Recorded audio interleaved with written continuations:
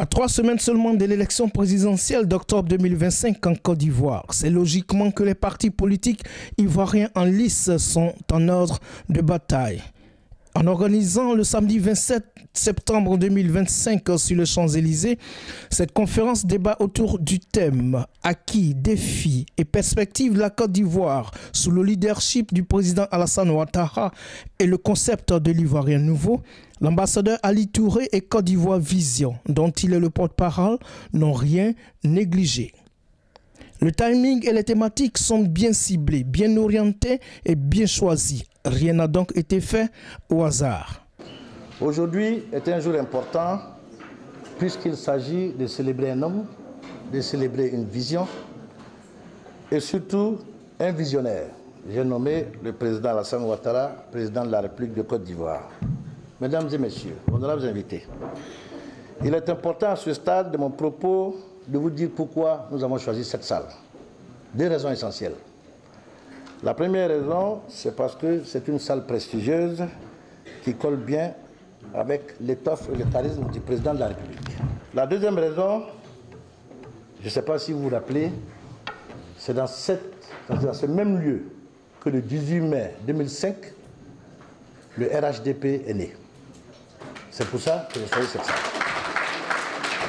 Donc, je voudrais profiter de l'occasion pour non seulement remercier nos aînés, nos dévanciers, qui ont bien voulu s'unir pour développer ce pays, mais profiter de l'occasion pour lancer un appel au rassemblement, un appel à la paix, un appel au bon ton et un appel à la cohésion, parce que nous rentrons dans une période assez sensible. C'est pour cela qu'au nom de la Côte d'Ivoire Vision, nous avons voulu être dans cette salle. N'étant pas dans un rassemblement, puisqu'il s'agit aujourd'hui de faire l'état des lieux de la gouvernance du président Ouattara. Je ne suis ni un objet, ni un sujet. L'objet, ce sont les acquis, les défis et les perspectives de la gouvernance Ouattara et le concept de l'Ivoirien nouveau. Et la conférence avait un but bien précis. Célébrer le président Alassane Ouattara et mettre davantage en lumière sa vision axée sur des actions concrètes et son leadership permanent.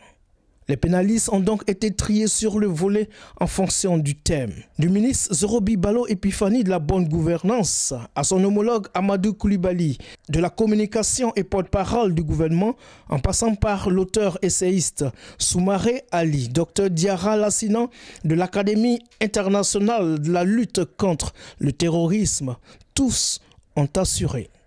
Aujourd'hui, quand vous regardez très bien, la question de la sécurité intérieure ou bien les menaces aujourd'hui à l'intérieur du territoire ivoirien sont presque totalement neutralisées. Donc les principales menaces contre la Côte d'Ivoire actuellement sont les menaces exogènes, c'est-à-dire que des menaces extérieures. Donc la Côte d'Ivoire a maîtrisé seulement la menace intérieure. Et c'est pourquoi, bien évidemment, je crois bien qu'il y a un ministre de la République ou je ne sais plus, le Premier ministre qui estimait que la Côte d'Ivoire a le même indice de sécurité que des pays développés, etc. C'est un pays développé. Il y a encore, quand on regardait, on lisait les commentaires, on observait, il y a des gens qui tournaient sans dérision. Mais c'est un fait réel. Et pourquoi? Parce que ces pays développés, pour eux, l'enjeu principal, c'est la menace extérieure et non la menace intérieure. Donc la menace intérieure, elle est maîtrisée. Donc la Côte d'Ivoire a réussi à maîtriser la menace intérieure. Donc ce qui fait qu'aujourd'hui en Côte d'Ivoire, vous pouvez circuler 24 heures sur 24. Vous avez des compagnies de transport qui assurent effectivement leur mission quotidienne du nord au sud, etc., etc. Donc la menace intérieure, en tout cas sous le président Alassane Ouattara, est totalement maîtrisée.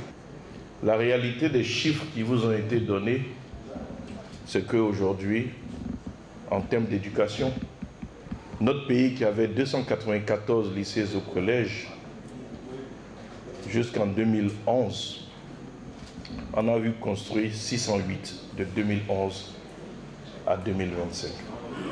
Je devrais dire en 2024 parce qu'il y a une centaine qui n'a pas été pris en compte lorsqu'on faisait le bilan.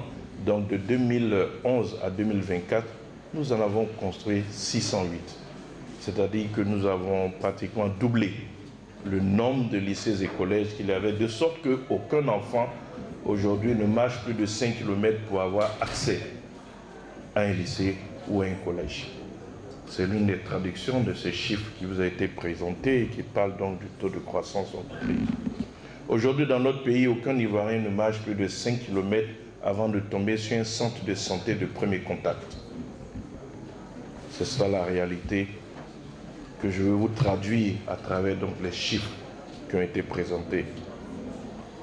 Le directeur du cabinet de Madame le ministre du Plan l'a dit, on est à pratiquement 95% de taux de couverture en électricité, mais ce qu'il n'a pas ajouté, c'est que nous avons un des meilleurs temps moyen de coupure d'électricité. Les dernières statistiques nous donnaient 17 heures par an. Ça peut paraître énorme pour ceux qui sont dans les pays développés, mais quand vous ramenez à la CEDEAO, nous avons 360 heures par mois, vous imaginez ce que ça représente. Nous avons un des meilleurs taux moyens de coupure d'électricité parce que nous avons une énergie de qualité. C'est vrai qu'il y a quelques efforts à faire au niveau de l'adduction d'eau, parce que nous avons en zone urbaine 80% de taux de couverture, en zone rurale 70% de taux de couverture. Vous avez des régions comme le Nord-Est, qui était la région la plus sinistrée de notre pays, complètement oubliée du développement, puisque le Nord-Est, quand on arrivait en 2011, avait 2% de taux d'électrification. Aujourd'hui, ils avoisinent les 50%. Nous avons, pour l'état de droit, essayé de donner un certain nombre de critères qui permettent de déterminer si nous sommes dans un état de droit ou pas dans un état de droit. Alors, parmi ces critères, nous avons retenu 16 critères, avec 10 critères majeurs et 6 critères mineurs. Alors, sur les critères majeurs, nous avons pris le principe de la légalité des délits et des peines. Alors, ça paraît ne pas être grande chose, mais c'est une révolution parce que cela voudrait dire qu'il n'y a d'infraction que ce qui est prévu par les textes. Si bien que le juge ne peut pas inventer l'infraction. C'est donc un moyen de contrôle sur le juge. Ensuite, nous avons le respect des normes, la hiérarchie des normes. Alors, évidemment, dans la hiérarchie des normes, elle s'articule sur 3 blocs. Le bloc de constitutionnalité, formé par la Constitution, le préambule, les principes de la culture juridique inspirée des droits de l'homme, qui sont des principes à valeur constitutionnelle. Nous avons également le bloc de conventionnalité, qui sont les traités et les conventions internationales. Et puis nous avons à l'intérieur, je dirais, l'adhésion, le préambule de la Constitution et puis l'adhésion à la Déclaration des droits de l'homme. Tout ceci forme le bloc de constitutionnalité. Ensuite, nous avons le bloc, je dirais, de légalité, avec les lois organiques, les lois ordinaires, et puis les ordonnances ratifiées. Les ordonnances ratifiées. C'est important de le noter. Ensuite, nous avons donc le bloc réglementaire, avec les décrets, les arrêtés, ainsi de suite. Ensuite, nous avons la séparation des pouvoirs constitutionnels et politiques. Et nous voyons, tout à l'heure, le président le rappelait, puisque justement, il faisait très attention à ce que les compétences des uns et des autres ne se chevauchent pas à cause de cette séparation, des pouvoirs. Donc le pouvoir exécutif, législatif et le pouvoir judiciaire. Ensuite, nous avons l'indépendance de la justice. Ensuite, nous avons l'égalité. Alors, sur l'indépendance de la justice, on reviendra au fur et à mesure. Nous avons pris l'égalité de tous les sujets de droit devant la loi. Ensuite, nous avons la sécurité juridique des personnes. Le contrôle de l'action des pouvoirs publics, c'est un élément également révolutionnaire, c'est de faire en sorte que toutes les décisions, toutes les actions, tous les actes d'un État puissent être contestés devant un juge indépendant et impartial. Sur des questions de bonne gouvernance et de sécurité sur lesquelles subsistaient des zones d'ombre dans l'esprit des uns et des autres, lumière a été faite par l'homme de droit, Epiphanie Zorobibalo. Chacun a ses pratiques légales et ses pratiques judiciaires. Il y a plusieurs étapes dans une enquête. Lorsque le commissariat de police apprend qu'il y a des éléments d'infraction quelque part, il informe le procureur de la République. Le procureur de la République lui dit « Tu peux y aller, tu peux ouvrir une enquête, va faire des perquisitions et autres ». Il est policier, il est mandaté. Quand il dit « Je suis policier, ouvrez la porte », c'est sa seule qualité de policier qui lui donne l'autorisation d'entrer chez vous, de vous entendre, de faire des perquisitions, bien entendu, c'est encadré, il y a des heures, voilà, mais sous la supervision du procureur. Il peut vous interpeller, vous avez une garde à vue. Comme on dit encore, il n'y a pas fait de mandat d'arrêt. C'est lorsque ton dossier est devant le juge d'instruction. Ce n'est plus la police, ce n'est même plus le procureur. Ton dossier est devant le juge d'instruction. Le juge t'a convoqué une fois, tu n'es pas venu. 2 fois, tu n'es pas venu. Il dit à la police, allez le chercher et amenez-le moi à mon cabinet. C'est ça, mandat d'amener le policier qui va prendre et qui amène le suspect au cabinet du juge d'instruction.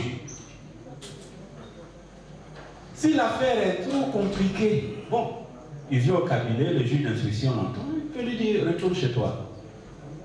Ou bien le juge dit, mais celui-là, on l'a convoqué, on ne le voit pas. Moi, je décerne contre lui un mandat de dépôt. C'est-à-dire, vous le prenez directement, vous l'envoyez à la MACA, à la prison. Mandat de dépôt. Ça, le juge d'instruction le fait. Et le procureur le fait. Mais une enquête préliminaire conduite par un policier qui rentre, qui fait une perquisition, il n'a pas besoin de mandat dans notre procédure, ni dans la procédure française également. On est dans la même législation, c'est le juge d'instruction qui délivre un mandat d'amener pour un suspect récalcitrant qui refuse de se présenter, on va le chercher pour l'amener au juge. C'est ça le mandat d'amener.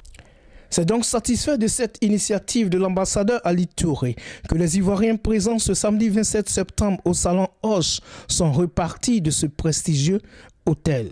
Je pense que c'est une belle initiative, ça, rassembler les Ivoiriens et expliquer les actions de l'État. Moi, j'ai fait une communication sur la sécurité, la politique de sécurité et de défense de la Côte d'Ivoire. Il était question pour moi d'expliquer les points d'amélioration et puis les défis auxquels la Côte d'Ivoire est confrontée. Donc ça permet effectivement de rassurer les compatriotes qui sont hors du pays et de savoir que le pays est suffisamment protégé et de tout ce que nous avons comme données, et la Côte d'Ivoire dispose à ce moment des ressources nécessaires pour faire face à toutes sortes de menaces. Je viens de participer à cet événement qui a vraiment mis en lumière toutes les activités du gouvernement et toutes les actions qui sont menées pour que la Côte d'Ivoire aille de l'avant, surtout au niveau économique, au niveau environnemental, au niveau de la santé et au niveau de la sécurité. Ils nous ont vraiment étayés par rapport aux difficultés que nous avons les uns et les autres à comprendre les arrestations qui ont été faites. On n'arrivait pas trop à cerner ce qui se passait réellement, mais le ministre de l'Intérieur et le président de la haute sécurité nous ont vraiment donné de vraies explications qui nous ont permis de comprendre vraiment la nouvelle politique sécuritaire de la Côte d'Ivoire. Nous avons été conquis aujourd'hui par ce panel riche d'intellectuels et de la vision du président. C'est ce que j'ai retenu. Le travail que le président a fait depuis 2011 jusqu'à maintenant. franchement, chapeau. Chapeau, nous devons être fiers de notre président pour tout ce qu'il a abattu, parce que ce n'était pas gagné d'avance. Donc, restons concentrés sur l'essentiel. Bravo à toute la diaspora d'être sortie aujourd'hui pour magnifier ce président-là. Continuons comme ça et nous arriverons. L'événement d'aujourd'hui est un événement exceptionnel. On a appris pas mal de choses. Vraiment bravo aux ambassadeurs, bravo aux ministres pour leur intervention qui sont très investis sur toutes les conventions qui ont été faites, les meetings qui ont été faits jusqu'à présent. C'est vraiment des personnes politiques qui sont très investies pour le développement du pays de la Côte d'Ivoire. Nous avons suivi très bon débat. Globalement, comme on dit en bon français, globalement c'était bien. Donc dans l'ensemble, tout était bien, les journalistes ont été à la hauteur des questions qu'il fallait poser. Donc nous disons vive la Côte d'Ivoire pour les élections prochaines qui auront lieu dans quelques jours. Ouvert par visioconférence par le Dr Aka Aoulé, président du Conseil économique et social qui en assurait la présidence. La conférence a été close par son représentant en présentiel, Soudiki Koulibaly, dans une ambiance bon enfant résolument tournée vers l'élection présidentielle d'octobre 2025. De ces travaux émergent des révolutions fortes et des idées neuves qui viendront enrichir notre plateforme pour la présidentielle du 25 octobre 2025. Vous avez confirmé que la diaspora est une dynamique gagnante pour notre pays.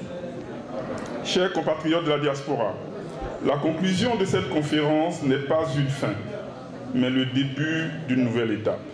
Vous repartez d'ici, non pas avec de simples certificats de présence, mais avec une feuille de route claire, une conviction renforcée et une responsabilité accrue. Vous avez la lourde et noble tâche d'être chacun dans les pays de résidence respectifs, les porte-étendards du combat pour l'édification d'une nation ivoirienne forte, belle et prospère. Vous devez être les visages de l'Ivoirien nouveau et les artisans des succès renouvelés de notre pays sous la férule du président Alassane Ouattara. Vous pouvez donc rentrer chez vous, le cœur plein d'espérance et l'esprit riche des idées partagées. Que la flamme allumée ici ce jour ne s'éteigne jamais. Transmettez-le autour de vous. Sur instruction du Dr Ijena Kaoulé et au nom de l'ensemble des organisateurs, je vous réitère notre gratitude pour votre engagement sans faille et déclare officiellement clos les travaux de la conférence acquis, défis et perspectives de la gouvernance du président Alassane Ouattara et l'Ivoirien nouveau. Vive la diaspora ivoirienne, vive la Côte d'Ivoire une et solidaire,